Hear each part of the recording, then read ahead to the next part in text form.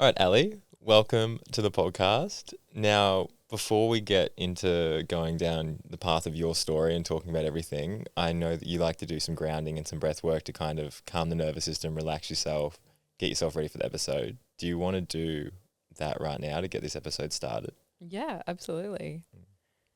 Okay, so if you are feeling safe to do so, closing down the eyes, checking in with your body, releasing the shoulders, your neck, and taking a big, deep breath in from the belly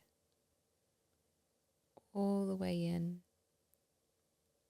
inhaling through to the top of the crown of the head and hold.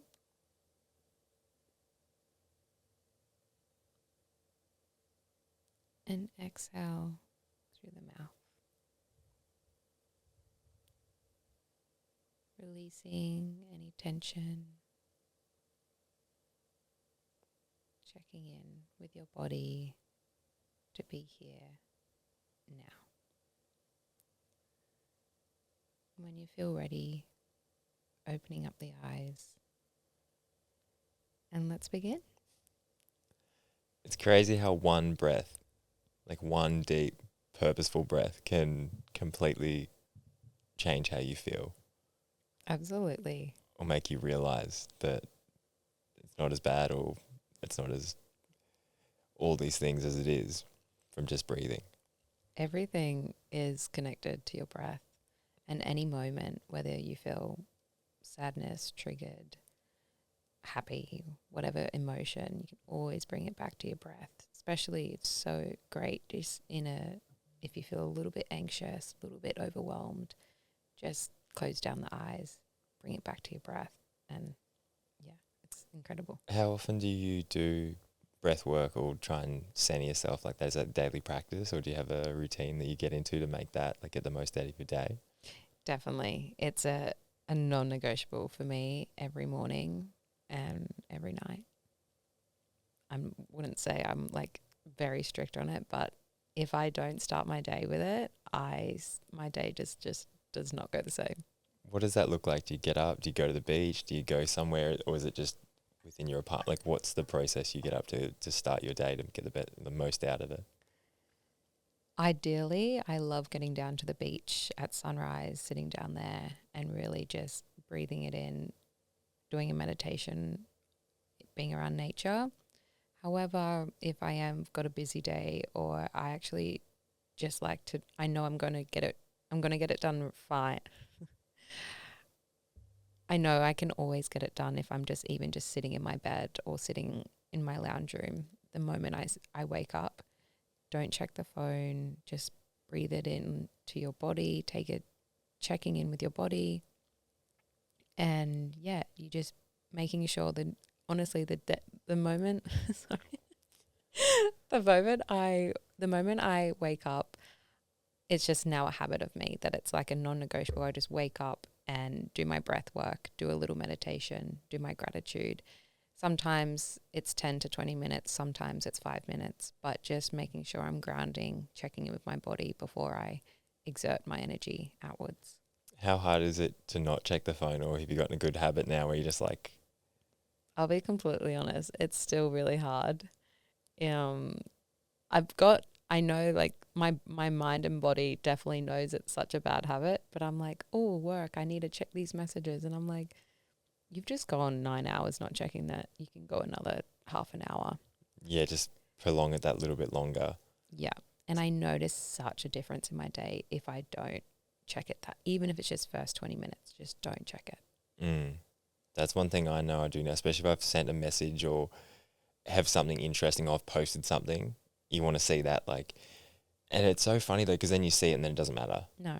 It's like when you order something online and you want to get it, you're anxious, you want to get it, and then it rocks up, you look at it for 5 minutes and you're like, oh, okay, and then you put it in the cupboard. Your brain, you just loves that dopamine hit. And then once it gets it, it's like, oh, what's next? It's like, oh, yeah. A good trick I use is putting my phone on airplane mode, turn off my Wi-Fi. People have told me I have the best sleep. So since doing that, stops I think it's called EFTs. No. Anyway, I have the Anyway, yeah. Anyway, I have the best sleep when I turn it all off, and it's a really great way. So if my alarm goes off or I'm awake, it's still on airplane mode. So I'm not going to pick it up and check my phone because I can't. So it's on airplane mode. It's a good little trick. It's funny because you just turn it off airplane mode. You know what I mean? But it's that little bit of resistance. I think that key thing there is like having a little bit of resistance in something will stop you from doing it. Definitely. Like even if you have chocolate and you put the top shelf in the cupboard, you might not eat it as much. It's like out of sight, out of mind kind of thing. But you can do that with little things with your phone, social media. Like I've put my TikTok, Instagram, YouTube, it's like in a far folder in the back of my phone. So even though it's like I can still get to it, it's like, oh fuck, we're going back to that guy. And you like swipe through and you're just like, oh, like by the fourth swipe to get to the back page, you're like, probably shouldn't be here. I know. I even have timers on my apps to even make it harder for me to get in there. And it's me every day. I'm like, make the clock to like, for it to be longer. Keep going, And yeah. I'm like, far out. Do you feel like that's almost, I know I'll have days where I don't hit the mark, like the timing mark or whatever, and I'll be like, oh, okay, proud of you. Yeah, you're like, good. You're like, oh, good job. Other time it's like 10 a.m. and it's already gone through and you're like, oh, fuck, here we go. It's going to be a long day. Yeah, definitely. I was going to ask you first off, and we're going to kind of dive heavily down the purpose path because I listened to a thing the other day talking about where you get fulfillment, but like what at the moment is your kind of greatest purpose you're going towards? My greatest purpose that I'm going towards is helping others and to feel very authentic and feel very aligned with my true passions and values. So making sure my day-to-day and what I do is fulfilling and exciting for me. What's holding you back from being like creating that purpose? Like what's the thing that's holding you back, and what are you doing that you know is stopping you from getting the most out of being your authentic self and helping others? It would be my mindset. A lot of the time I'm self-sabotaging, holding myself back, limiting beliefs, and it's all that I teach, but I still do it myself. I hear the little voice inside my head like, oh, no one will listen, no one will buy it, you can't do that. And it's something of a low self-worth that I have had to build over the years since I was younger. But it's something that always still holds me back, but it's getting better. And I can feel myself overcoming these limiting beliefs because I feel like even in the last sort of couple of months, I've just had this mindset and energy in the sense of just do the thing. Who cares? Just try it anyway. And I've always been pretty good at that, but just the self-sabotage, you can see anything. Your brain loves to keep you safe. It's the negative bias of your brain. It basically, it's from our prehistoric times. If we were getting chased or eating something that was like not well for us. And basically your brain loves to keep you safe. So the next time you try to go do something outside your comfort zone, it's going to tell you, don't do that thing, do this something that's comforting. So that's why even picking up your phone feels more comforting. It's that dopamine hit. So when you're trying to do something outside your comfort zone, it's going to say, oh, don't do the thing. No, that's unsafe. But it's a mind over matter. You actually just have to keep showing up and do it differently. It's the hardest thing to really overcome. But if you can overcome it, it's so transformative. Where do you reckon that stemmed from? Do you reckon there's a point, or do you reckon there's a time when that stemmed from? Low self-worth? Yeah. You said growing up then. Definitely relationships, in the sense of troubling relationships of just not working out, or just never felt safe to be my true self. So I kept hidden and shut off. I think it would definitely be in my relationships. What about the relationship with your family, your parents? Were they pushing you to do more, or did they kind of feel like they were holding you back in a way? No, my relationships with my family was always super supportive. They are always amazing. They couldn't care what I did. They would just want me to be happy, which I'm so grateful for. But I think even just being the youngest of the family, it's written up in research that the youngest of the family always wants the most attention, because most of the time the family's too busy to look at the youngest kids, so they try to do things to get their attention.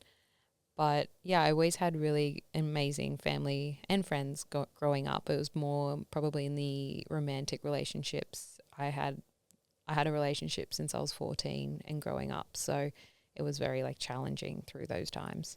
Until when? 14 to when? To about 20. Yeah, it's a big.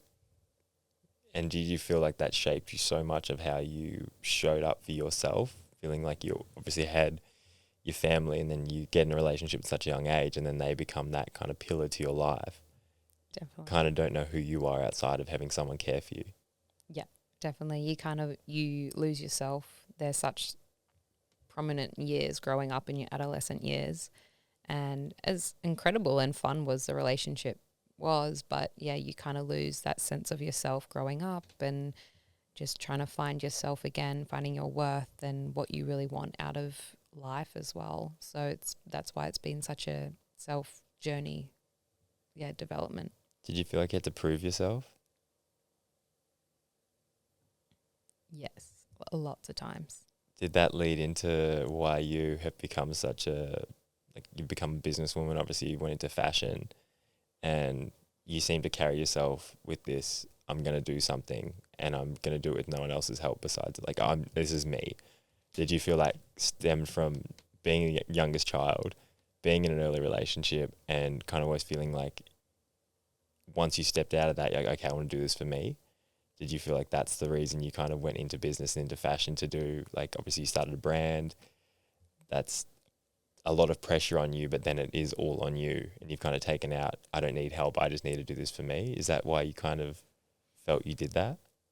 Yeah, definitely. In a way, I remember even when I was a little girl, I'd always just say to my parents, I don't know why, but she literally has it, like, she would tell me, she goes, you would always just tell me that you're going to do big things and you want incredible life. Like, you want this big life. And I don't know why. I just always like felt that within me.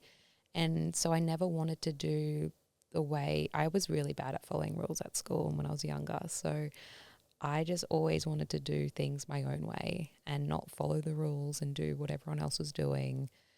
I loved the attention when I was younger, and loved to be seen and all of that stuff. But I know when I was starting my fashion business and getting into my own business, it was probably because of my family. I grew up in business, so I always had parents that had the mindset of running their own business. So for me, it didn't feel like I was completely out of line in what I wanted to do. But definitely after being on my own, being single, starting a relationship, being single and starting a business, I just sort of wanted the best for me, and I still do. And it's just something I've always wanted, that big life and exciting life, and that I always really wanted to do really well for myself and never to rely on anyone else. Do you feel like someone instilled that, like, was there a moment when someone did something, or was there a mentor or someone that kind of pushed you down that path? Honestly, I've like really never thought about this, so I'm like, this is all just coming to my head now, but not really, in the sense of I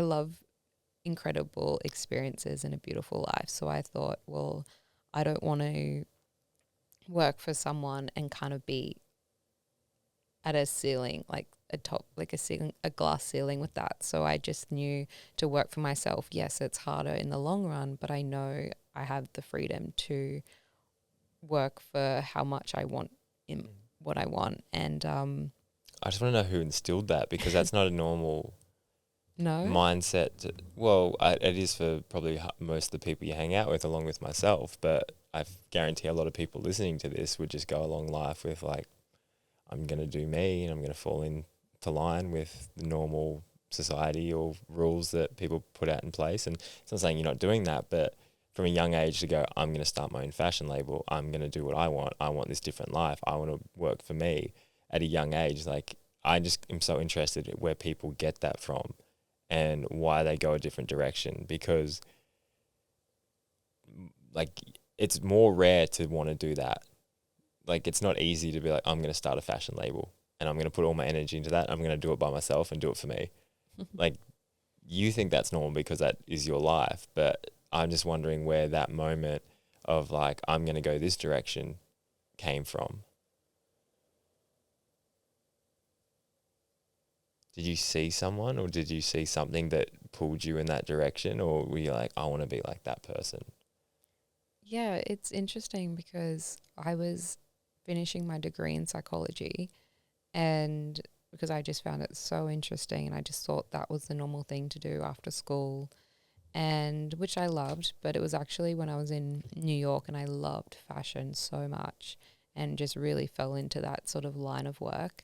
And definitely I thought, oh, I could go get a job in the fashion industry, or I could go back home and start my business and start and work for myself. And I remember actually maybe there was a profounding moment. I actually got a job down in Byron, and it was in a fashion store. And I remember I got the job and I was reading what was like required of me. And I remember just reading it going, what do you mean? Like, I have to do all of this for someone else and not me, and where I could put all my ideas and opinions and experiences into something that I really love. And so that I remember that was sort of the moment I was like, well, I don't want to do it for someone else. I want to put my passions into my own brand and my own journey. And I think I was very naive. I was only 20 at this time. So I didn't know what doing this whole fashion business and having your own business actually looked like and meant. So I think it was actually good that I didn't know, because if I went back now, maybe I would have done a little things a bit differently. But yeah, I just kind of went all in and had no idea what it was going to look like. And it was the hardest years of my life. What would you go do differently if you were going back to 20-year-old you? I started a clothing boutique first, which we sold multiple brands. I remember that I had a decision whether to do a clothing boutique with multiple brands or do my own fashion brand, the one brand.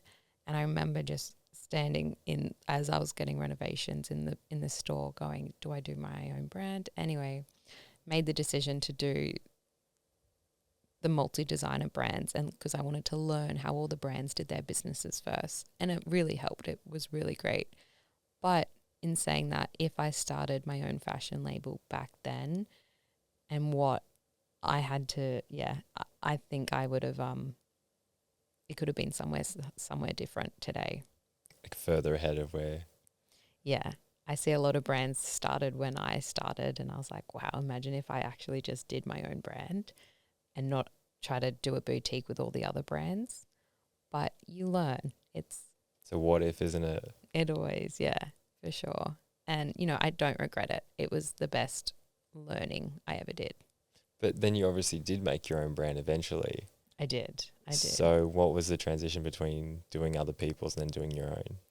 So I was about 2 years into the brick and mortar store.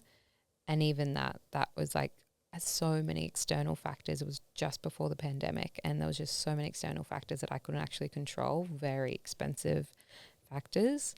It was very stressful. So I decided that's when I sort of had the light bulb moment of, I want to start my own brand, something that it was like that dream, like I've always wanted to do my own brand. I was like, this is the time. I've got the boutique. I can, it's such a perfect lean way. And yeah, I made the decision. I wanted to I was like, I'll move to Bali and do production over there. And yeah, it sounds very easy as it is, but it was not. And this is not that long ago, is it? No, this was only 2 years ago. Yeah. So you started your brand, you've gone to Bali to produce it, and you were going to sell it just in Bali or Bali in Australia? No, yeah, I shipped it all the way back here and was selling it online. So was looking into doing wholesale Australia, worldwide, and yeah, selling it online here as well. Mm. And then you got to a point where you realized this was not you. Yeah. How was that to navigate through when you've just created something that you obviously thought this is what I want to do, and then suddenly you go, this actually isn't what I want to do, but I've put so much money and effort into it. What was that process like? It was really, really difficult. I got to a point, I launched the brand, and a couple months later, I still had the boutique at the time. I decided to close that chapter because running them both was really, really hard.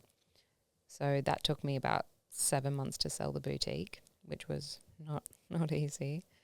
And then after I sold it, which was about June 2 years ago. I actually don't know. Maybe it was a year ago. No, it was. We're in 24 now. Yeah, no, it was just last year. It was like a year ago.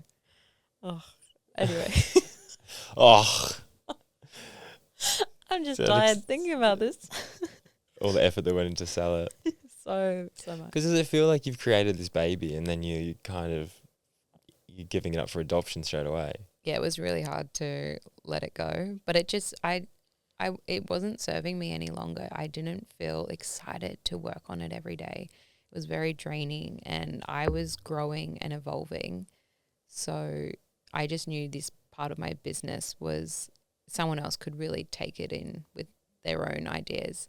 And that's what's happened. It still lives on today. It's in Brisbane, and she does really, really well, and super, super grateful for her.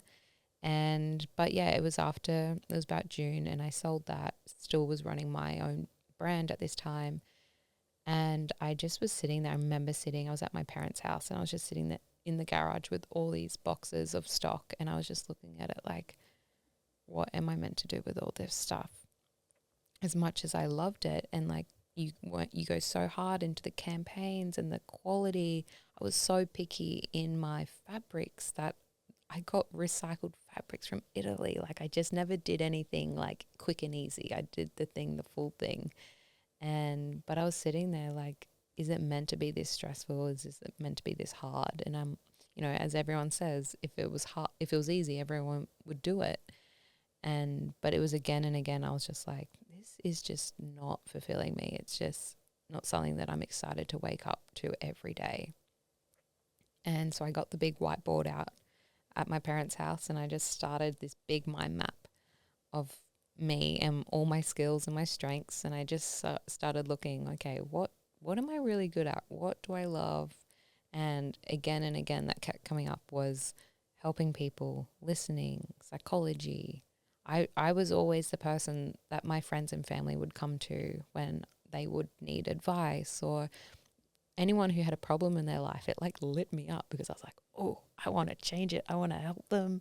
I want to show them that they can do anything. And I remember always just being really lit up about that. And I still do to this day, that when someone has a difficult in their life, or they're wanting a dream, they're wanting to achieve something, and I can see that they have their limiting beliefs, that they go, oh, I'm not good enough, I don't have enough money, all these things. And it's always me, like this fire inside me, like, oh my gosh, no, you can do it, because I see myself a lot that I went through that same thing. And you've just got to remove those limiting beliefs, create space, have that clarity for what you want, and it's all there. It's all there. Like you literally just create a plan how to get there, and then you start to see it for yourself. What do you think the biggest reason people have limiting beliefs is? Or what were your biggest limiting beliefs, and why do you think you had them? Limiting beliefs come from your childhood, from ages from 0 to 7 to your adolescent years. any time that you felt, because as a child, we are our most expressive, authentic self.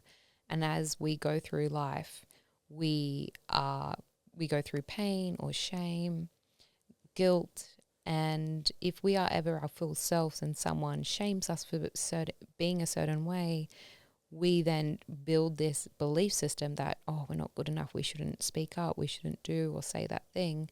And over time, our brain is programmed into a way that we don't think of ourselves a certain way. So you can see as a time, if this happens again and again through your whole childhood, and as you get older, you start having these belief systems like, I can't do that. I'm not good enough. I'm scared to be seen. I'm judged. And we have this whole narrative around ourselves. So the most important thing you can do is actually realize what your limiting beliefs are and then look back into your history and going, okay, where did I pick this up from? And it starts from then doing meditations into reprogramming your brain and how you can actually overcome them. Mm. Is that how you found you came out of it? That was the best way, through meditation?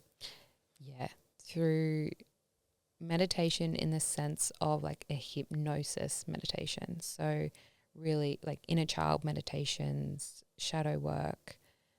So not only journaling out where you feel tested or triggered, I then go into a meditation of healing that inner child where they wanted that. For me, it was a very low point was I was in year 4 and I saw this in a meditation, and I remember showing my work to a teacher, and she ripped it all up, and she goes, "What work is this? This work is so terrible, like so mean." And I remember You're in year 4. I was in year 4. And she just like starts ripping up my whole homework book, and she's like, "This work is so terrible," and all of this stuff, and so mean. Anyway, and that was like the first stemming of my low self-worth. So I never felt like my work was good enough. And you can see through school, if kids didn't get rewarded for being smart enough, they would like, it starts from there, from schooling. It's like, oh, I'm not smart enough. I'm not good enough. I didn't reach the swim team. And you can see as a child, like obviously we can't live in a bubble, but it does affect their mental health and their mindset as they get older. Yeah, it's crazy. You don't realize how much your impact can have on a kid, especially a young kid. Like I've talked about this before, and I hate bringing it up because I love my dad. Great person, did an amazing job raising me and my brother. But when I was a little kid, I'd like read and sit on his lap, and he'd be holding a book, and I'd mess up a word, and he would like, not hard, but he would like kind of smack the book into my face. And you can imagine as a kid, and it's not like he's like, I'm not going to get a blood nose, but it's just like a little tap on the nose. Anyway, I linked reading with pain, and I linked reading with like disapproval. And because of that, I hated to read. I didn't want to ever read. I felt like it was almost this like built-in like instinct that you're going to read, you're going to hit in the face. And because of that, I never would read, and I hated books. And then because of that, when I'd go to school and the teacher would be like, "Oh, can you read in front of the class?" I'd get nervous, and then I'd freeze up, and then I'd get anxious. And I remember it would put like, there's not very many things that would put general fear into my body, but public speaking or reading in public or reading in class would put like so much fear into my body. And I always tell people that's the reason I pretty much started the podcast, was because it's like I wanted to overcome that fear of speaking in front of lots of people. And like I said, tonight I'm going to speak at a school. Mm-hmm. So it's like you said before, you have to lean into those things because that's the only way they're going to get better, and you're going to get better at it. But when you're saying you're doing this work and this healing, how did that feel going in? Because you're reopening a wound that you have to dive right into. How was that for you going through that, and how is that with people you've helped? It's really important it is hard. It can be very difficult in the sense of you looking back into your childhood, and for a lot of people it's very traumatic, their childhoods as well. So make sure you can do it with a professional if you don't want to do it on your own. But for me, it was, yeah, I remember being in meditations and you just start to like compulsive cry and you just got to hold yourself. But there's so much healing in that.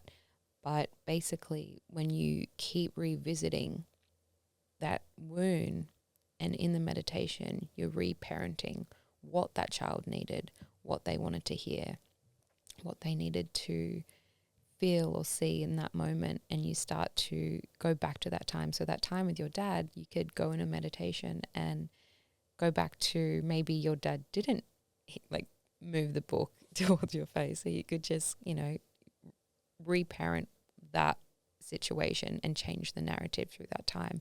And the more you can do that, you actually will start to, your brain won't remember that time. It will remember a new time that you create for yourself.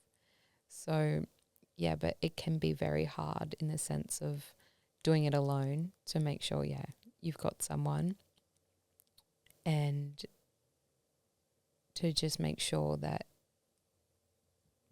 just to have someone to hold you through it as well. Do you feel like there's something you've gone through in life as an adult that you were dealing with a trauma as a child? Probably speaking, to be honest, which is funny because I do love to speak, but in my family it's a running joke, but we all love to speak, so we're always talking over each other and no one gets a word in at our dinner table. But at the end of the day, like, that is not good for a child or even myself. So I actually get really anxious to talk to a big group because I feel like someone's going to talk over me and you're not going to feel seen or heard. And it's something that I've actually had to really overcome as well, especially, recently on the retreat, I would speak and the whole table would look at me and they're like ready to like listen to me. I was like, oh my God, no, it doesn't matter. But you're going to understand that's a direct reason why you're probably running retreats is because of that reason. Yeah, exactly. Like pretty much all of our ambitions as adults stem from traumas as a child. Always. So it's like, what traumatized you? Let's fix it. And you don't even, it's subconscious as well. You don't even know you're doing it for that reason, but you're like, why does this fill me up so much? Why am I so passionate about this? It's like, because at one point it was such a low that you want to turn it into a high. Exactly. And you should look where maybe you're getting triggered in the sense of like you feel fear, you feel angry about a situation or person, and it'll keep coming up for you until you have to heal that, because that's only coming up because there's somewhere inside in your childhood that you haven't healed from that. And when you can actually just, instead of a lot of the time, even as a kid, you go, oh, grow up or stop complaining, stop doing this, and you're getting told to do all these things, but really we actually just need to acknowledge that feeling and send it love and acceptance instead of suppressing it. What's something that triggers you that you know is a direct reflection of something that you do? I'm pretty good lately at my triggers. I'm like, oh, why is that triggering me so much? Recently, I know there's going to be one. There's going to be a big one in there. it's actually It's a safe space. It's a safe space. It's actually around relationships. I recently just had an argument with my mom. She was talking about relationships. I don't know, we're on that subject, and I get really triggered around relationships when people are like, oh, one day you're going to have the partner, or it's when someone chooses a different opinion to what I think about relationships, and I'm just like, no, that's not going to how it's going to be, or whatever it is, and I get really triggered about it. Or if someone's like, so what's your dating life like? What's going on? And then I get really triggered about it, and I don't know why. Well, I do know why. I've been doing some work on myself around it. But yeah, there's been probably a lot of I don't know. You said you did. You can't backpedal now. Oh gosh.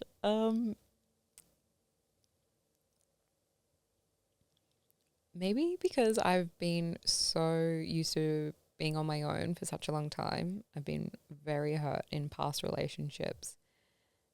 And I keep telling myself I don't have these walls up, but maybe I do.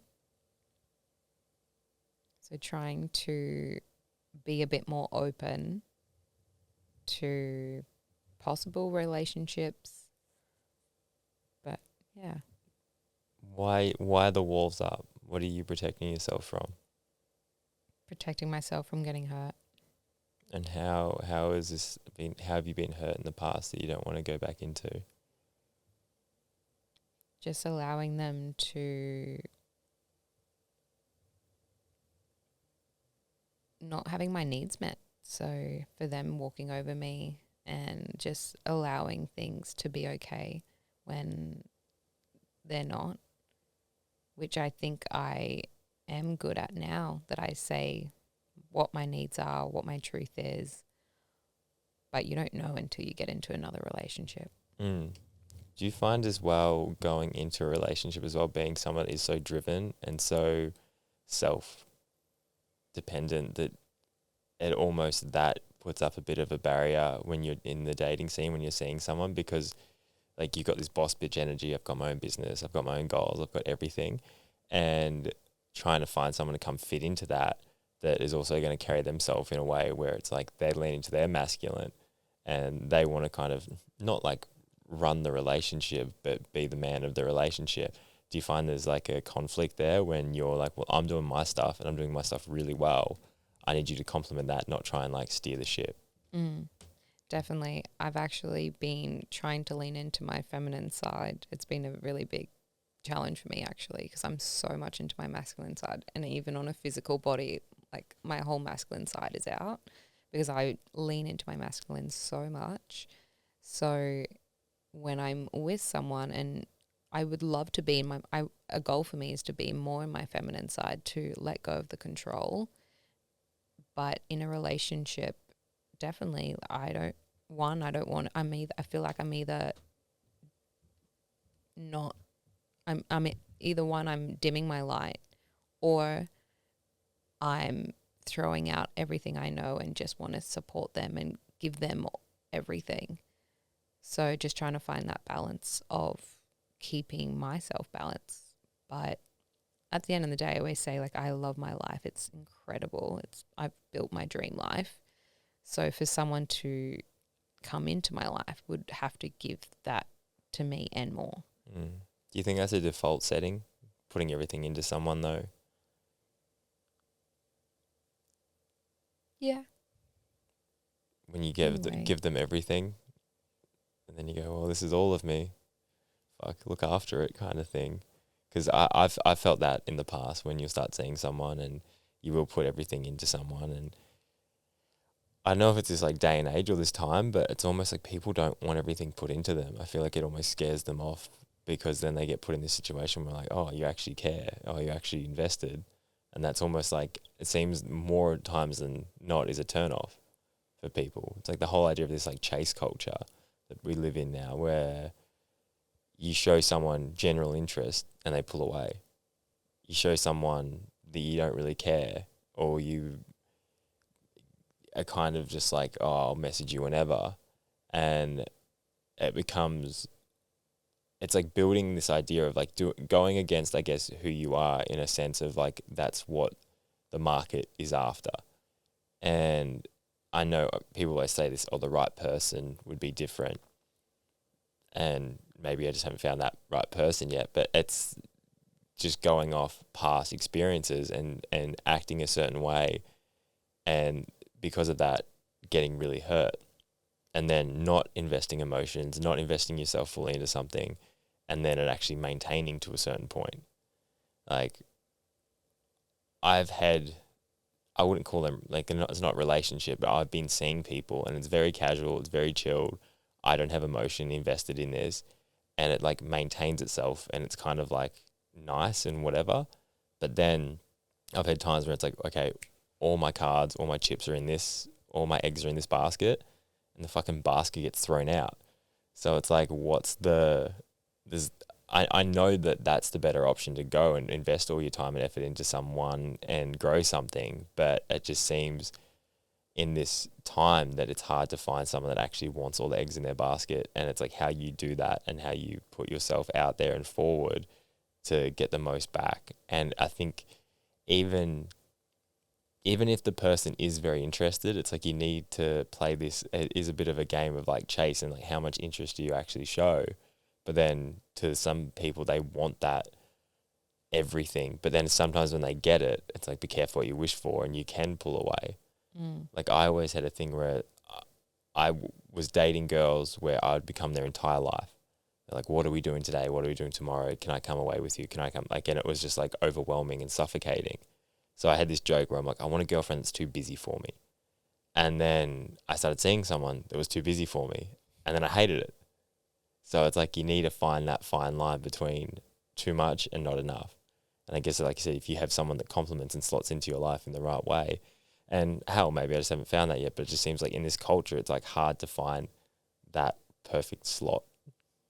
It is. I think today's society has made it very difficult in the dating world than it used to be 10, 20 years ago. It's very, very different. Pros and cons on either side. You meet people through social media, dating apps, but it is so just, it's also tangible. It's just swipe away, don't reply, ghost them, left on scene. That didn't exist 20 years ago. It was like text them, go to their house. And I think it would be great if we could go back to those days, but how can we just start showing up and say the things we actually want to say? If you are interested in someone, show up at their house, not in a creepy way, but... At 12 o'clock at night with a boombox on your shoulder. Yeah. Yeah. It's like, just take, like, one thing I've learned is always just, as a girl, say your piece. Like, you can...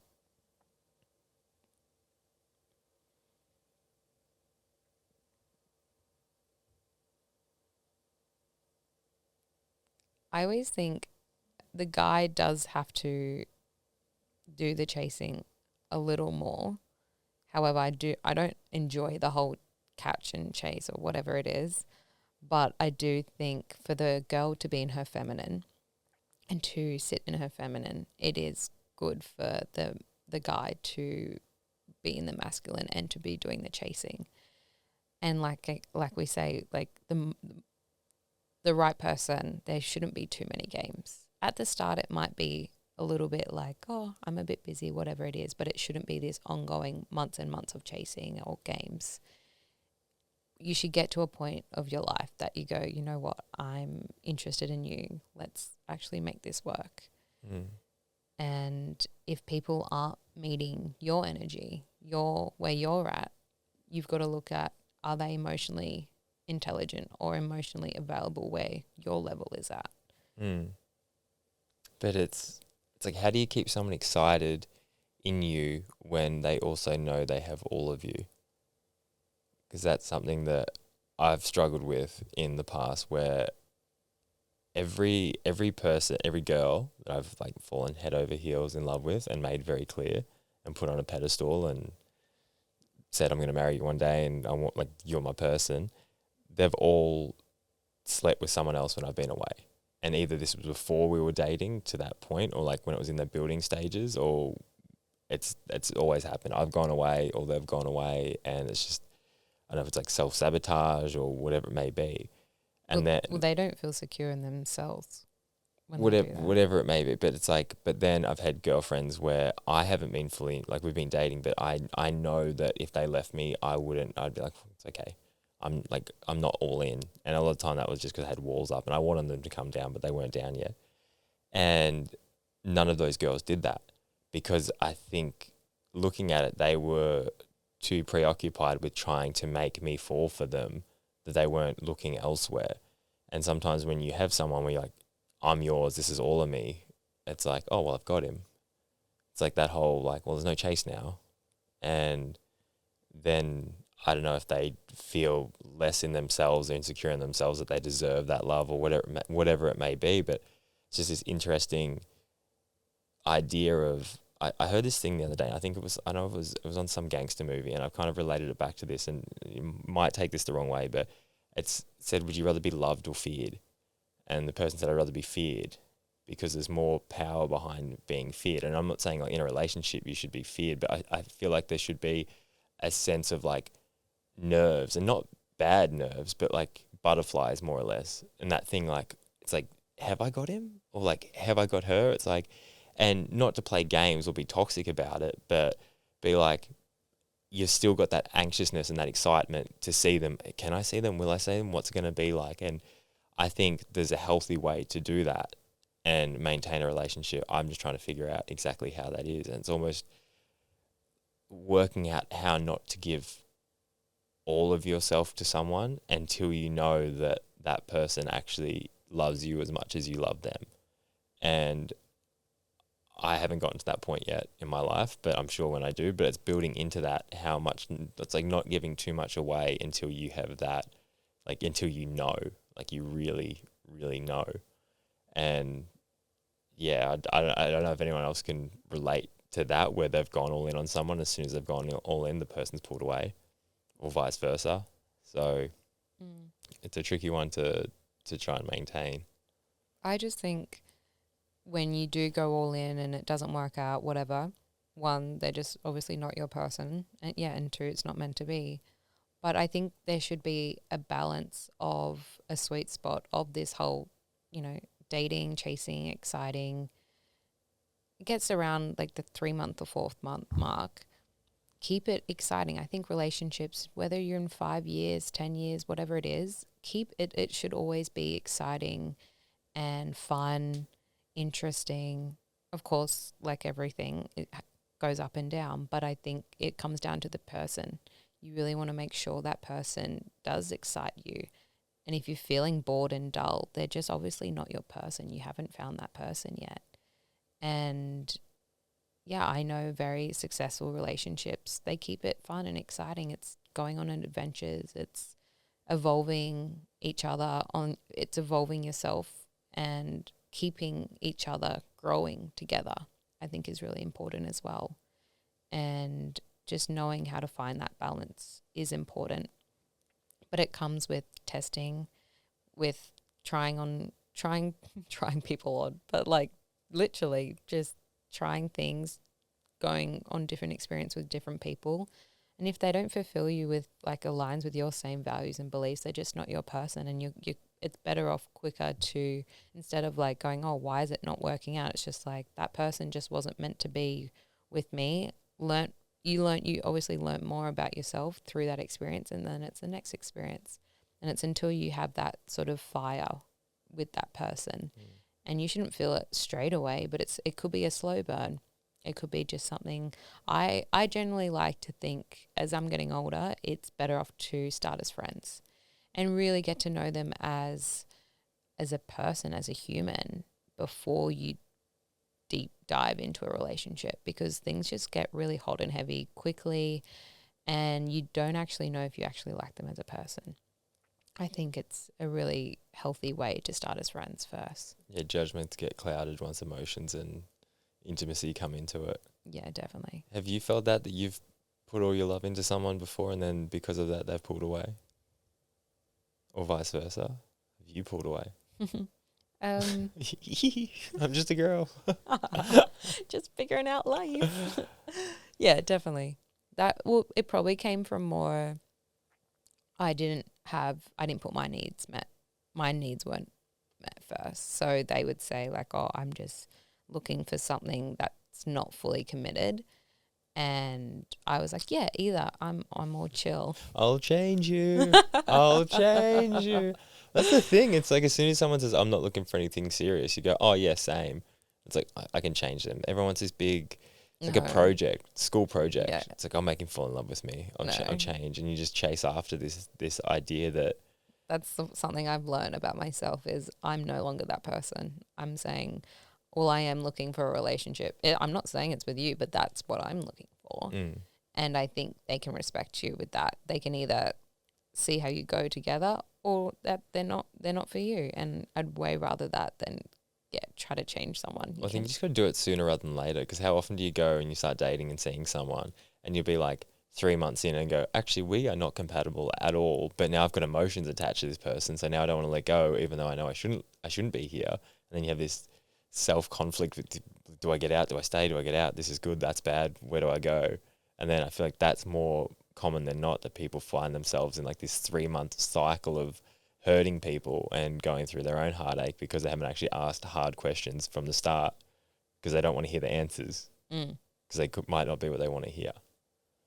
Yeah, I think it's all just learning. You learn about yourself, you learn what you want and don't want, and there is your person out there. There is, yeah, they're out there. I was going to ask you, because you said you went through a hard patch, and because of that, you went to Bali. You checked out and you separated yourself. How important do you think it is to remove yourself from a certain situation to get a better perspective and clarity on that situation? So much. I think it's so important to even just move away from your hometown, even if it's just by state. But if something's not working for you, or you're feeling really dull, unfulfilled, maybe you just need a holiday. Maybe you just need to get out of that environment. But the best thing you can do is take yourself out of that environment, put yourself in new experiences, new people, see what you like, what is popping up for you. Because, when we are getting stuck doing the same thing over and over again, we're just going to feel quite dull and unfulfilled. So moving to Bali, well, I did it multiple times, but by the third time, I just felt it in my life. I was like, I'm ready for this, new experiences again. And I always lean into that pull where I'm getting pulled. My next pull is Paris. I'm like, something's over there for me. And usually when you get pulled to a location, a place, a person, there's usually something on the other side waiting for you. And I've learned that many times. I think the funny thing about Bali was you got the pull there, and Riley obviously got a pull there, and it's like you went there to find each other. Oh, definitely. And it's funny, it's like, I need to find something, didn't know what it was. This is what it was. Literally, yeah. I actually just saw something yesterday. It was usually when you get pulled to a location or place, there's usually someone waiting for you. And for us, that was each other in Bali. We had no idea we were going to make such a large impact on each other's lives. And now we obviously live and do business together. And if I never went to Bali, that never would have happened. And I think it's so important to always listen to that pull, get away from your environment and see what is out there for you. And how quickly things can change. Like you can go from, I need to go center myself, get back to me, and then you've randomly found this girl who is now your housemate, who is now part, I wouldn't say business, what would you say, business partner? Somewhat in a way. Business partner. In a way, I guess. Well, we have a business together now. Yeah, exactly. So it's like all that can grow out of nothing. And it's I heard this thing the other day, and it's like being humble enough to know that you can lose everything, but confident enough to know you can get it all back. And I think with that, knowing that tomorrow everything can change in an instant, good or bad. You can lose it all, but you can get it back. And it's like when you say you go to somewhere, like you get drawn to go somewhere like Bali, you're like, I don't know what's here. And then everything can change. A new person can come into your life. They can steer you down this new direction. Everything can shift in a positive way. And it's being open-minded enough to know that, to allow that to come in. Because it's like once you close off from those ideas of good things happening or attaching yourself to the wrong people, then like you're not giving yourself the opportunity for new people, places, opportunities to come in. And I guess like you're saying, you are always open to like, okay, I don't know what's there through this door, but I'm going to dive through it because let's find out. Mm-hmm. And you feel like that's what Paris is going to be like. Yeah, I just spent some time in Europe in doing my retreat, and I just knew I was going over there for the retreat, come home, and then I spent some time in Paris, and I've always had this inkling to like stay, loved it, loved the city, loved France. And this time when I was leaving, I like started crying, and I was like, and I don't actually cry a lot ever. And I was like, why am I crying? This is really weird. Anyway, so my goal is to just do a stint over there. Maybe it's 1 month, 2, 3 months. One thing I've learned, especially in this year, I've lived many different lives, and you can just go do things for a little time and see if it works, doesn't work, come back. I think that's exciting thing about life. Go experience it. Go listen to the nudge, listen to the pull, because there's obviously something over there for you. And otherwise you just spend your life wondering, and you're better off taking action. Yeah, not saying what if. Exactly. What talk us through the retreats? Where was the idea for those, besides obviously wanting to talk in front of people at the table and not get interrupted like your family? Besides that, what is the goal behind the retreats you run? The goal behind it is it's all about mind and move. So moving your body through Pilates, yoga, but a really big aspect is the meditation, the mindset side. So that's where my strengths are. And the workshops through journaling, meditations, and like I said at the start, how transformative it really is for your self-development to have space for yourself to go through these questions of journaling, clarity around yourself and all different areas of your life, and to then be in meditations through Nelly, I like to call them Nelly like activations. It's like motivational speaking through deep meditations through them.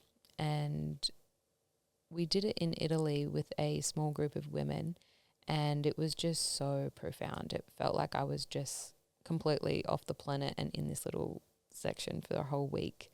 And it was just incredible to see the transformations with these women. And I had no idea. I just honestly, this is what I love to do, and I just want to share it with more people. And what they were saying, how much it was changing themselves, and it was, incredible feeling. And that's the goal now. Yeah, Just definitely. helping people in those ways. Definitely. Yeah, I think there's just so much in speaking, meditations, and rewiring your brain. The brain has always fascinated me so much. And still to this day, I'm just always learning so much about it and how much we can change about ourselves and what life we can have, we can actually achieve it. And it all to do, whatever life you want to achieve, you just have to look within, reprogram your mind and create an action plan. It is that simple. And yeah, your brain is truly so interesting. I guess you kind of just answer the next question because that's the advice. But I was going to say, because you obviously take these dives into new experiences, and it's got to be daunting to go, I'm going to run a fashion label, I'm going to open a shop. Actually, this isn't fulfilling me. Let's dive into self-help and self-development. What advice would you give someone? Is it kind of like what you said, like just make a plan and go after it? Definitely. Make the plan, check in with yourself, see what you really want out of this life. And that might be just taking some time alone in nature. Maybe it's just a few minutes before you go to sleep at night. Just check in with yourself, write it out. That we all have a purpose. We all have a special purpose in this lifetime. Might be a mother, might be a business owner, might be a really good boss, whatever it is, really good, whatever it is. But we all do have a true purpose in this life, and it does evolve, it does change.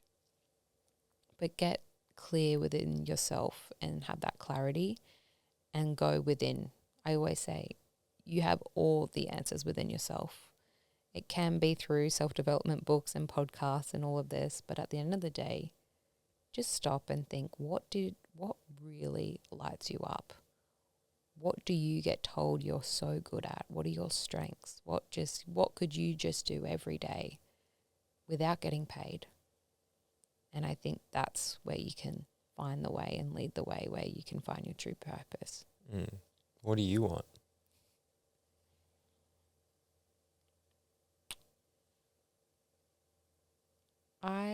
As much as I love helping people and being a service of others, I also want to create a life of total freedom as well.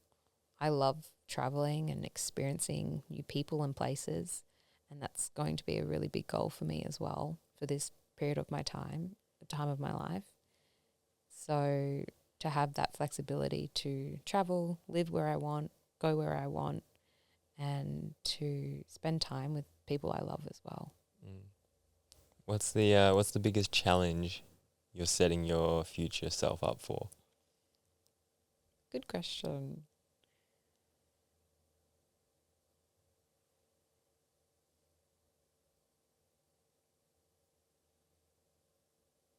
I honestly think I just nailed it just before this podcast. I've been trying to record my meditations. I've had this pull to record meditations for about 12 months now. And today was the day I actually just did it. So I'm like, I've just sort of done that biggest challenge that was holding me back. And I knew it was every day in my meditation. I was like, you need to record, you need to set your meditations out. And that's what I did today. I actually recorded them. And they'll actually be, they'll be live. So that was the biggest challenge that I've had to overcome. I watch myself again and again just self-sabotage, procrastinate, going, oh, you can do something else. And I was just like, no, you just need to sit down and freaking do the thing. And so I finally have done the thing. So I guess from here to see where it sort of exceeds and where I can, find myself. Through that, it's funny how we put so many barriers in front of ourselves for things that it's like the whole idea. You set an alarm for 5 a.m. to get up because I'm going to go to the gym, and then you wake up, oh, I'm tired. Oh, but this, it's like you come up with all these excuses, but like when you're feeling your best self, you know what you need to do. It's like, how do you carry that energy or discipline through all aspects of your life? Mm-hmm. So I was thinking the other day, I was like, I'd be interesting if I just did a podcast every day for a month, not with guests, but just myself. And it's like, okay, every day I've got to talk for 15 minutes or however long I feel like talking for, but just release a podcast every day for a month. And I've been thinking this for a while, but I still haven't done it. And it's like, why am I not doing that? And it's why like, not? I don't know, in my head, what am I going to talk about? If people are going to listen, who cares? Blah, blah, like limiting beliefs, all this stuff. But it's like, just see, just do it for a month. If it sucks, it sucks. If it doesn't, at least then again, like right now, it's like something I want to do that I don't know what would result from doing it, that I'm not doing because of these beliefs.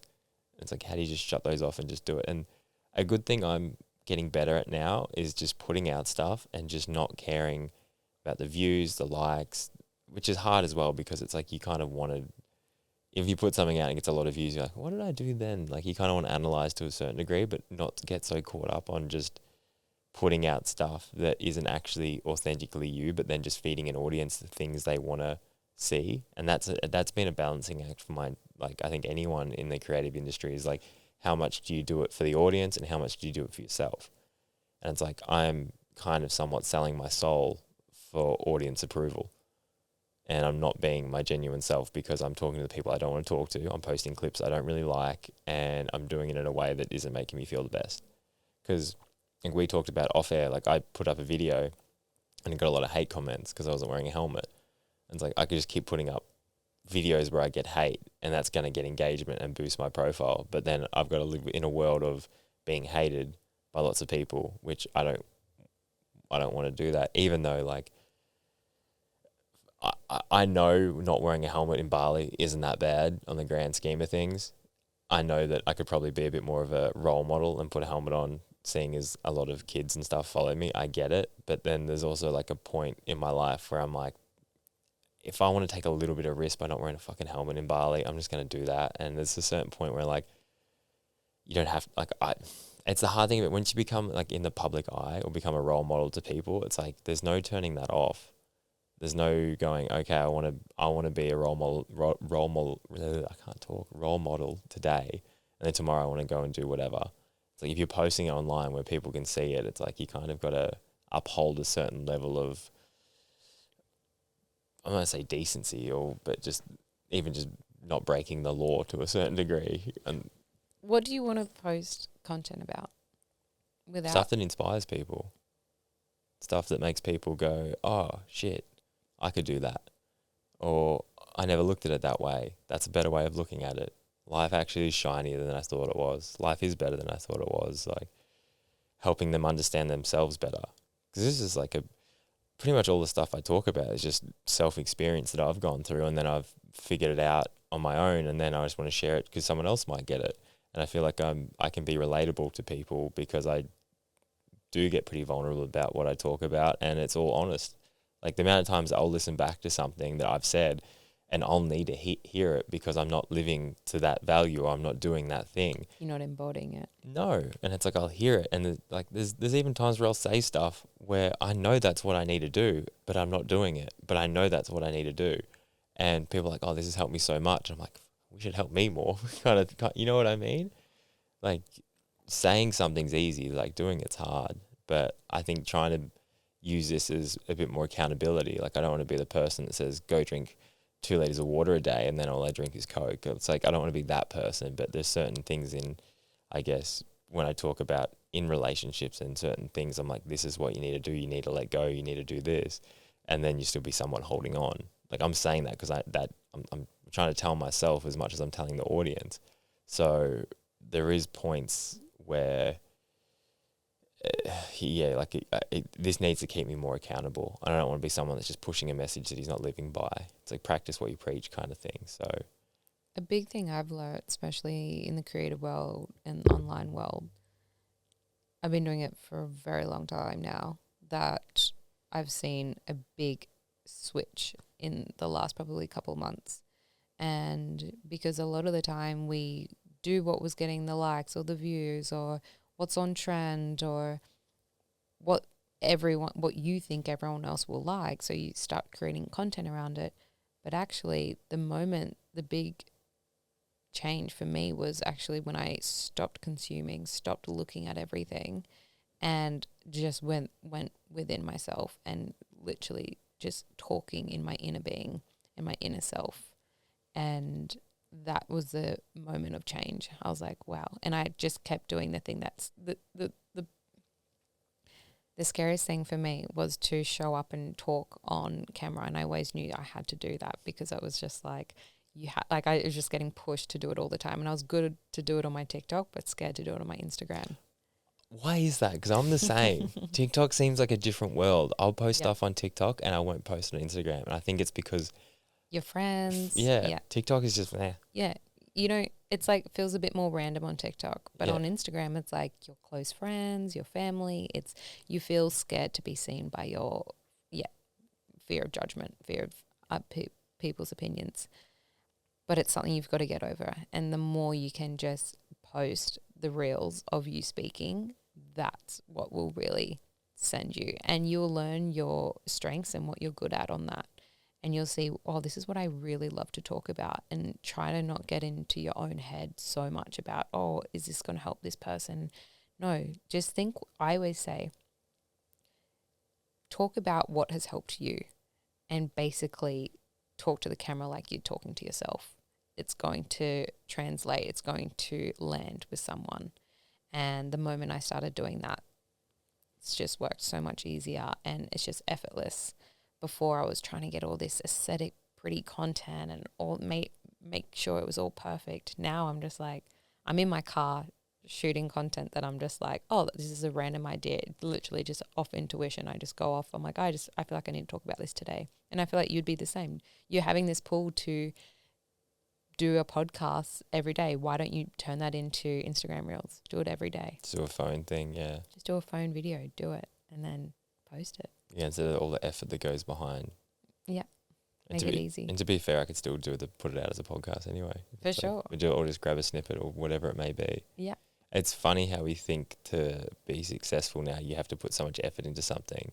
It's like, no, you don't need so much effort. You just need the right effort at the right time. Because you've had a lot of videos blow up from just talking to the camera now, haven't you? I've seen some have got like millions of views. Yeah. Yeah. I want to say I have no idea why, but I think I was just speaking to the people that needed to be heard and seen. I literally just spoke from my heart that it's what I needed 3-5 years ago. And I always say that to my clients and the people that I'm going to say, they're like, oh, I don't know what to speak about. I'm like, what did you need 5 years ago? Speak to that. Yeah, even what do you need now? Yeah. What's a reminder you need now? Exactly. I think that's the biggest thing. It's funny that I put out content recently that I said went really well, and I went into doing it. I didn't want to do it because I was down because of like a relationship that ended, and I was bummed about it. And then this girl's going to sit down and interview me about a relationship I'm bummed about, but like that comes across because it's real. Like, Well, it's authenticity. That's what Yeah. people are wanting to see. They want emotion. They want real humans now. They don't want this super polished thing. They want real life stories. It's what translates. And I think being authentic into your whole worthy self, and that comes from self-development. The more you can learn about yourself, the more confident you will feel to post a video and show up as your true self. It's like me when I post videos now. I don't care what people think. If they're going to judge me, they're not my true friends. And also it's funny when you put something up and it gets no likes and you get bummed because you're like, oh, it's a failure. But it's like, no one saw it. Like, that's the biggest thing I always think about now. If I put something up and gets no views, it's like, oh, well, it kind of sucks it didn't get views, but no one saw it, so it doesn't matter. And I'm still proud to put it out there. Like, it doesn't matter how many views it really did get. If I'm proud to put it out there, if I think this is good content, this could help someone, and it might have helped one person. Even if it's just one person. Yeah, exactly. But we get so caught up in, like it doesn't Go like, viral. well, that's the thing. You post a video and it gets 500,000 views, and then you post the next one and it gets 200. You're like, well, that's a failure. But like 3 people that watched that video that got 200 views might have helped their day or helped their life or helped them see or change something. And the one that got 500,000 might have just got some laughs and no one actually got that much out of it. Like, you don't know. You don't know the depth of how much that helps or doesn't help people. Well, it's a law of detachment as well. The moment you can post it, and it's what you do with anything in life, detach from the outcome. And the more you can detach from it, the more that it will come to you. It's like when you're checking an email, checking something that's coming through. It's not going to come through, but the moment you put your phone down, boom, that message comes through. Yeah. So it's literally the energetics of it. Let the law of detachment, let go. When you post something, apply for something, let it go, let it be up to the universe and just decide where it's going to land. How do you find the best way to detach from things you're obviously emotionally invested in?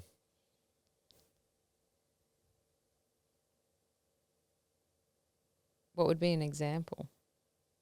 Well, you're saying stuff about like posting stuff and detaching, or a place. You might leave a place and you're like, I got to detach from it, or a person, a situation.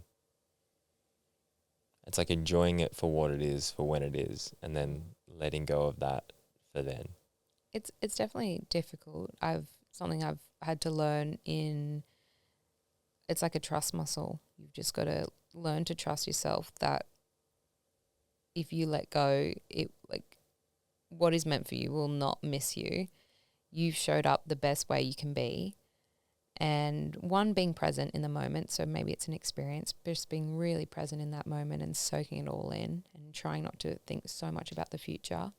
But if it's more of a tangible thing, to now I've learnt so many times, I have a strong trust muscle I know if I let it go, if it works, if it doesn't work, but let go of the expectation. The more expectation you have on anything, the more disappointed you'll get. So the only thing you can control is yourself. Everything else you cannot control. So the more you can learn that and understand that, you don't care how things will go, because all you know is you can control your feelings and emotions and the way you react and show up. Everything else you cannot control. Yeah, I love getting excited for stuff. Getting expectation put on something, like, oh, what's this going to be? What's it going to, how big is it going to go? What's it going to happen? And then you get disappointed. Yeah, all the time. And it's like, I always battle with this because I want to get excited. I want to put energy and excitement into something. I don't want to be like, someone's like, oh, you're getting a Ferrari tomorrow. I'm like, doesn't matter. Like, I'm like, fuck you, I'm getting a Ferrari. And then it rocks up and it's actually like a Toyota. And you're just like, oh, damn it, that was, like, you know what I mean? But it's like, it's that balancing act of, I don't want to lose that excitement out of having new experiences or meeting new people or going to new places, but then also not having so much expectation that when it doesn't happen or something changes, that you're not just heartbroken. Well, it's coming back to being present. So when you're in that new experience or meeting those people, take it in then. Like, that's really, be excited in that moment. Postpone the excitement, yeah. Instead of like going, are they going to do this and this? It's going to mean this. Like, that's when you're putting your expectations out from where you can't control. I love the unknown. Yeah. It's like the excitement of being in an airport. It's like something about that excitement because you're like going to a place you've never been before. It's my favorite. It's like, I don't want to lose that excitement, but that's still putting expectation on location. A little bit, but it's still exciting. Don't want to, like, you can still be very excited. I get it, but you're just like, oh man, I can't wait to get to Brazil. And then you get there and you're like, oh fuck, Brazil sucks or it's really good. You know, either right. You know what I mean though? But Yeah. I think it's more done for people. Like people, you put an expectation on what something will be. And if it doesn't live up to that. People's a big one because, we always have this like expectation of like, oh, it might mean this and this, and then you obviously get disappointed. So I've now... They don't message you the next day. Yeah, clearly. Yeah. But you know what? One thing I've learned is like, it is what it is. You literally, the more you can let it go, what will be. And it's like... Yeah, exactly. You were saying what be will be. Yeah, what will be. And if it's not meant for you, it won't find you. If it is, it is. And it's like the more you can just have that knowledge of like, what will be for you will not miss you. And having the strength of your self-worth that you did everything that was possible. You showed up. And it all works out in the end. I'm so like when something actually doesn't work out for me, I nearly get excited because I'm like, oh, that means there's something better coming, or that thing wasn't meant to be in my life anymore. Whether it's people, things, experiences, people can get really down on like, oh, I wanted that job, or I lost a client, or whatever it is. And it's like, no, they're just not meant to be in your realm. It's like what's coming next? Yeah, it's like, oh, what's coming in? It's like, get excited about it. I find that so when I moved to Queensland, I applied for this house and it was just like a really nice house, perfect spot, everything was good about it. And I applied and the guy's like, yeah, you'll probably get it. Like we don't have that many applicants. And I'm like, yes, like getting expectation, excited. And so pumped up. Anyway, didn't get the house. This was like the third or fourth house I looked at. I'd been living in my van. I'm like, I need to find a place to live. I need to start training. I need to like start this life up here. And I was so let down. And then like 3 days later, I met up with a friend and he's like, oh, we've got a spare room. Moved in with them like a week after that into this super nice house, paying barely any rent in the perfect place. And that altered and changed my life in a positive way forever. And it's that whole, you don't know what's coming around the corner. So don't get so caught up on something. It's like, oh, well, that didn't work, on to the next. And it's, again, like I said, I always am victim to getting overexcited for a situation because I love getting excited. But then it's like, if it doesn't work, don't hold on to that feeling of this went wrong or anger or whatever it might be, victimhood of like, oh no, poor me. It's like, no, something good's coming. Just keep going. Yeah, it's all mindset and how to not to dwell in the victim mode and just go, you know what, that thing didn't serve me and something better is coming and I can move on. The quicker you can move on from it, like, of course, acknowledge your emotion and your feeling through that time, but yeah, move on and go, okay, what else, what does serve me, what does light me up, and then you find that. Go into that. I've got a few more questions to shoot at you, quick fire ones at the end that I always ask, but if you go back to younger self, we kind of answered this before, but if you go back and give your younger self some advice, probably in life, not just business, what would it be? Try all the things.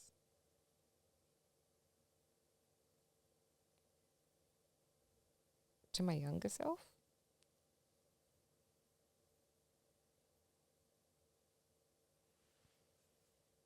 Yeah, try all the things. Have the most experiences you can have. Go overseas, travel. Because at the end of the day, when we're getting older, you don't remember the things you have, but it's experiences and memories that you have. And it's the feelings and the emotions that are with those experiences and memories. You don't remember the materialistic things, but you remember the memories you have with people and the experiences. So always say yes to experiences and opportunities. I like that. What scares you?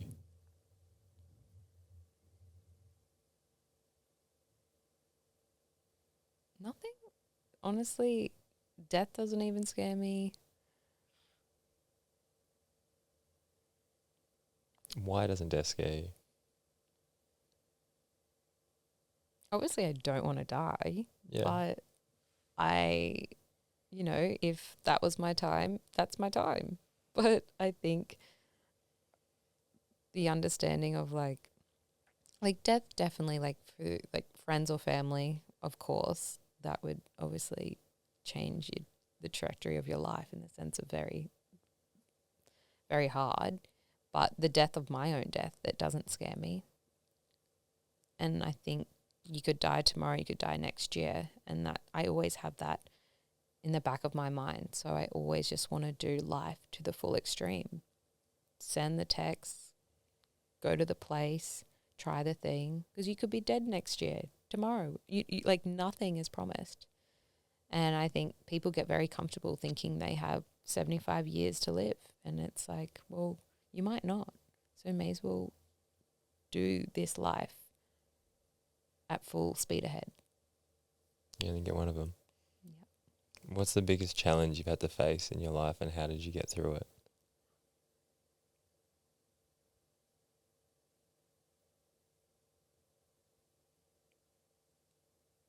I would say the biggest challenge in my life was, it was personally and professionally at the same time.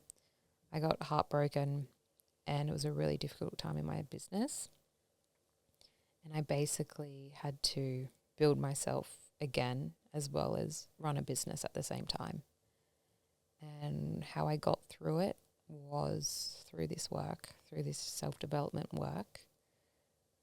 And it was really hard, but I came through the other side. But I'm grateful of that experience. I don't ever want to feel like I was a victim of it, because it had to happen for my own learnings. And that's all we're here to do, is to learn about ourselves and learn what our purpose is. But we're just here learning and going through experiences, and grateful for that experience because it got me to the path where I am now. What does love mean to you? Love means, it signifies honesty, being loyal, like warm, like a very warm hug through your heart, and exciting and fun. All wrapped in one. Yep. And the last one, when you are gone, how do you want to be remembered? I would love to be remembered as someone that listened, did what was best for herself and others, and to be remembered as a great energy and fun person to be around. I like that. I feel like you're carrying yourself in a way that should be no problem at all. Thanks. All right, Ali. Well, where can people find you? What is coming up that's exciting? And yeah, how can people connect? For sure. They can connect with me on Instagram at Ali Archdeacon, and same with TikTok. And yeah, you'll see all my videos on there. The millions and millions of views. And you're starting a podcast now as well. Yes, actually starting and recording here at the Nest, and recording with my friend Riley, and it will be called The Self-Care Method, which will be launching very soon. Amazing. Anything else you want to plug? Any retreats coming up? Yeah, we've actually got an Australian retreat in March, early next year. So it's incredible. It's here on the Gold Coast, and it'll be all women, and it's a full big retreat centre with all the things. It's going to be beautiful. Amazing. I'll get links and stuff and put in so people can find you and come and hang out. Amazing. All right, Ali, thank you so much. Thanks so much for having me, Dean. That's why I'm here. See you, Ali. Bye.